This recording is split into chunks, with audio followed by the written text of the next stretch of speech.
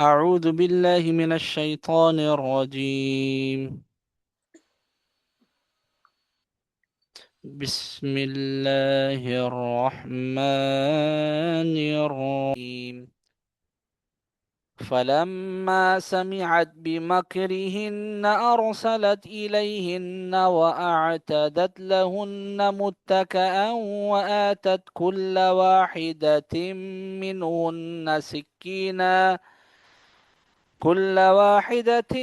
منهن سكينا وقالت اخرج عليهن. فلما رأينه أكبرنه وقطعن أيديهن وقلن حاش لله ما هذا بشرا إن هذا إلا ملك كريم.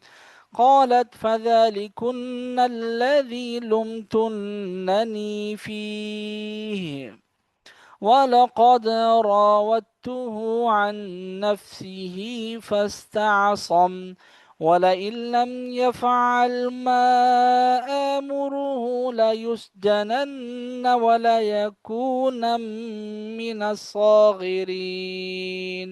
قال رب السجن أحب إلي مما يدعونني إليه وإلا تصرف عني كيدهن أصب إليهن وأكن من الجاهلين. فاستجاب له ربه فصرف عنه كيدهن إنه هو السميع العليم. ثم بدا لهم من بعد ما رأوا الآيات لا يسجننه حتى حين. ودخل معه السجن فتيان قال أحدهما إني أراني أعصر خمرا وقال الآخر إني أراني أحمل فوق رأسي خبزا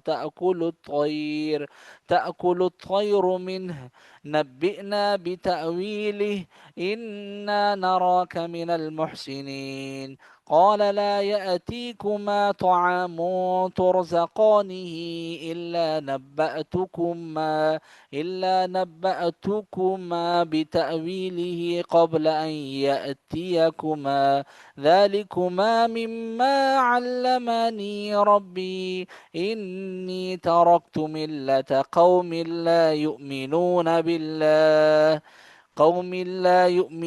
بالله وهم بالآخرة هم كافرون.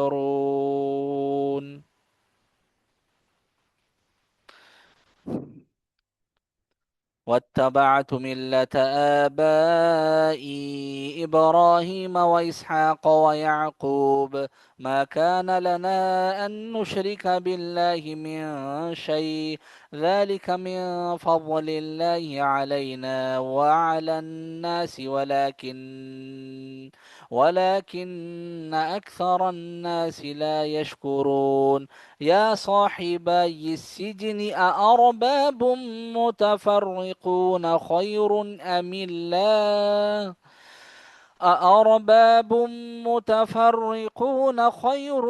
الله الواحد القهار. ما تعبدون من دونه إلا أسماء سميتموها أنتم وآباؤكم ما أنزل الله بها من سلطان إن الحكم إلا لله أمر ألا تعبدوا إلا إياه ذلك الدين القيم ولكن أكثر الناس لا يعلمون.